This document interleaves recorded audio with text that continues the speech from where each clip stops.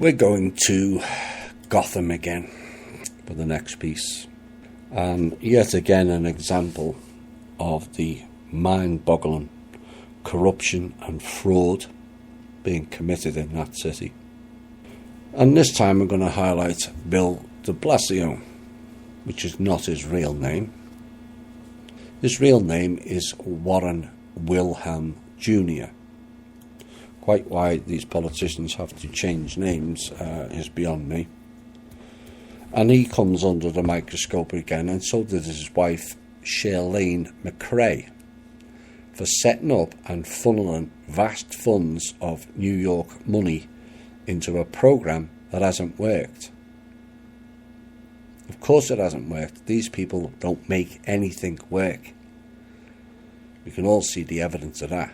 They just come up with fake projects, fake foundations and shell companies, and all share out the public's money between them. That's how it works. Now, one of the benefactors of this particular enterprise was DOMHM, something to do with mental health. And its head is Osiris Barbo. Remember me mentioning that name recently? Well, there she comes up again. Plus, the other week she was promoting mandatory vaccines. Well, they have to keep their budgets up, don't they? But de Blasio and McRae, who are currently joint mayors in New York City, which is bizarre in and of itself. But on Wednesday, the city council there was startled to discover that McRae and her team Thrive are closing in on having spent an eye-popping $900 million since the programme's inception, which is less than 4 years. And nobody in the council seems to have a clue what that money's been spent on. Oops. Now, I've looked for connections between Team Thrive and also the Procter & Gamble Thrive movements. I thought they were linked, but I didn't find anything other than that. This particular Team Thrive was set up around the time the Thrive group wound down on the internet. There may be links, there may not be. And then you add to the announcement that this co-mayor, Bill de Blasio, Warren Wilhelm, this week also announced that his signature renewal school programme was closing up shop after spending $773 million of public money on it. And you begin to understand what these people are up to. $1.6 billion spent by Mr. and Mrs. Mayor, and no one knows what it was spent on. You know, they're creating fake shell companies and throwing huge amounts of public spending into it and then going, oops, when no results are forthcoming. But there never was any end product. It's just more public thievery. Now, all of this was overlooked by a New York comptroller called Scott Stringer, whose wife Elise Buxbaum is responsible for implementing fundraising strategies and overseeing efforts to raise support for programme funding, annual fund gifts and major gifts. And she works for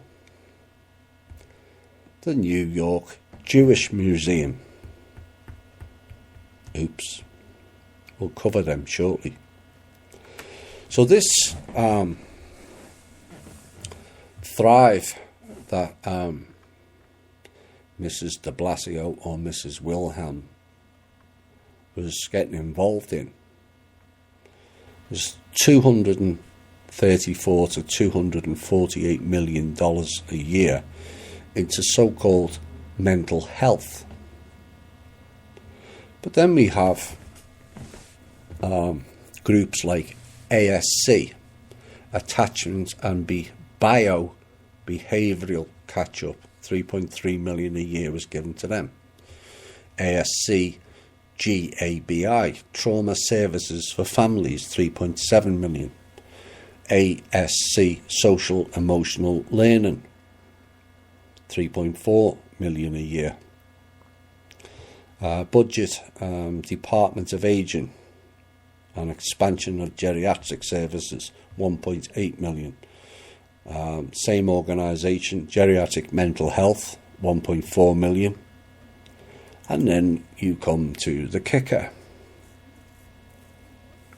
Department of Homeland Security mental health services in all contracted family shelters, $27.2 million a year.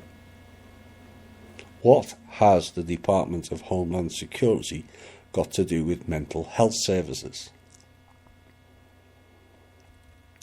It gets worse. The Department of Energy, mental health clinics in all renewal and community schools, 13.2 million a year. The Department of Energy involved in mental health? I don't think so. Department of Energy again, mental health services for 50 high need schools, 6.2 million. Department of Energy again, social emotional learning centres, 9.1 million. Department of Energy again, mental health trainings, 700,000.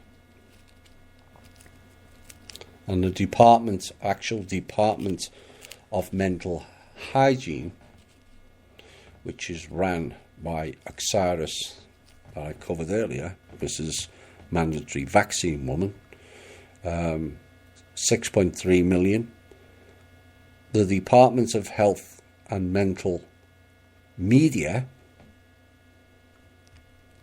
like that really helps people with mental health issues. Media, 2 million a year. Consultants, 10.5 million a year.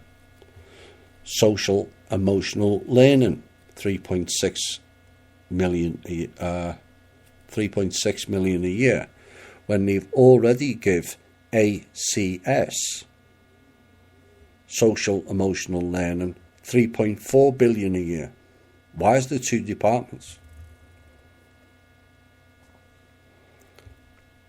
Same group, DOHMH, Public Health Diversion Centres, whatever that means, 5.3 million a year. Talk to Your Baby, 1.1 million a year. Is that a mental health issue? Expansion of newborn home visiting programme, 2 million a year. NYC Well, 12.1 million a year. But this is all still the Department of Health and Mental Health Services.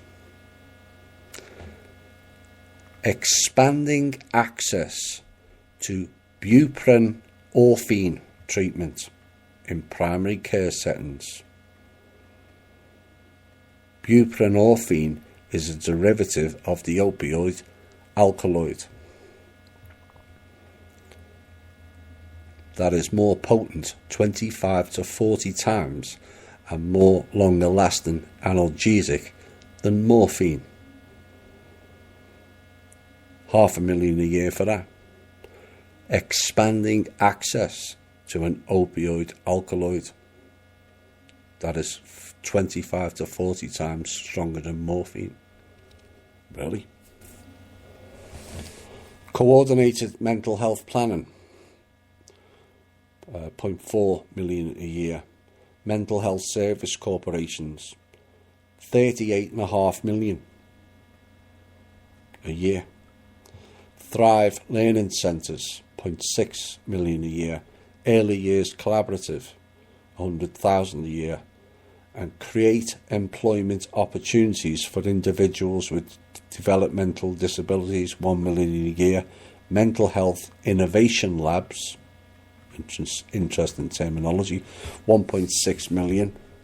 And then a joint exercise by the DOHMH, the Department of Homeland Security, the NYPD of NYC Safe, $36 million a year.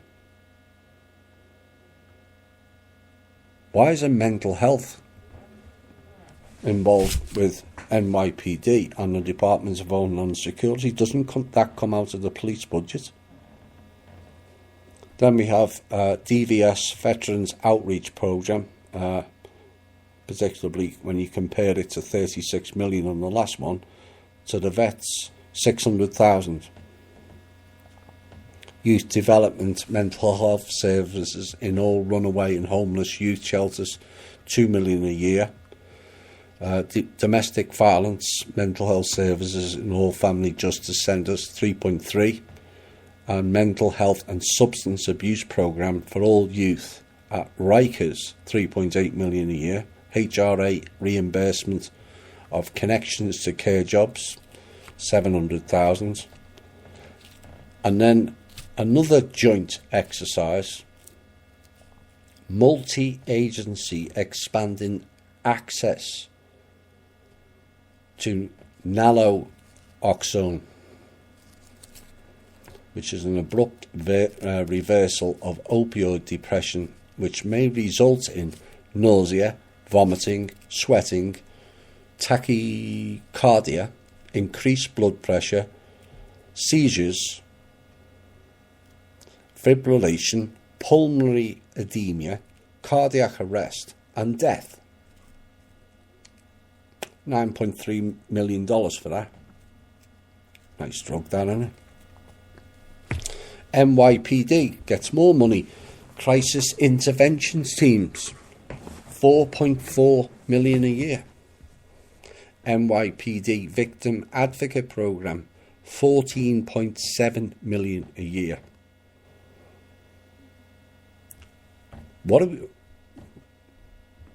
Are they not paying the cops any money? Equal Ops, 6.5 million a year for equal opportunities. $6.5 million a year.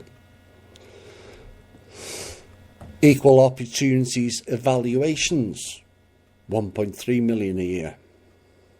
The Office to Labour, 1.2 million.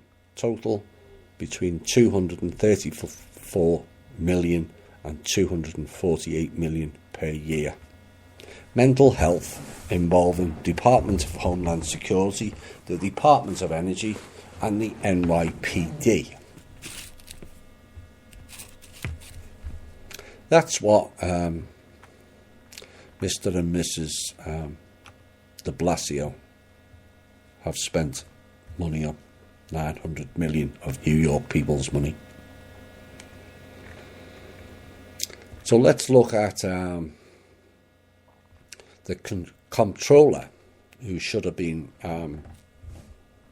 supervising all this, Scott Stringer, and his wife Elise Buxbaum, who works for the New York Jewish Museum.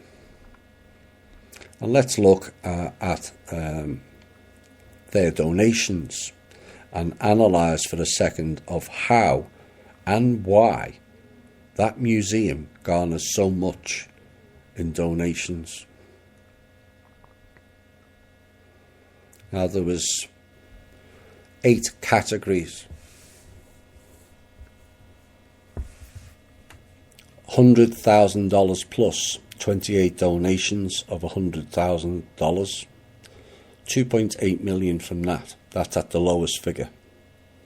$50,000 a year, 44 donations, another 2.2 million. $25,000, 58 donations of that, 1.45 million. $15,000 a year, 46 donations, 690,000. $10,000 a year, 91 donations, 910,000. $5,000 a year, 107 donations, 535,000. $2,500, 130 donations, $325,000 and $1,000 plus. All of them were plus. So I've gone on the lowest value. 363 donations of $1,000 is 363,000. Now if you go at the figure and all of them say plus, that's $9.25 million in donations a year. That's the bottom end figure that this organisation pulls in just donations. Now the top figure could well be nearer $40 to $50 million a year. And for what? To see some artefacts that largely have nothing to do with Israel and everything to do with Egypt, spitting out a narrative that we the people are not allowed to question. It's a bit like a church really that collects loads of money, and then when the church roof leaks they ask for more donations. Hello, not to damn anyone. Those two op-ed pieces are an example of greed, not need.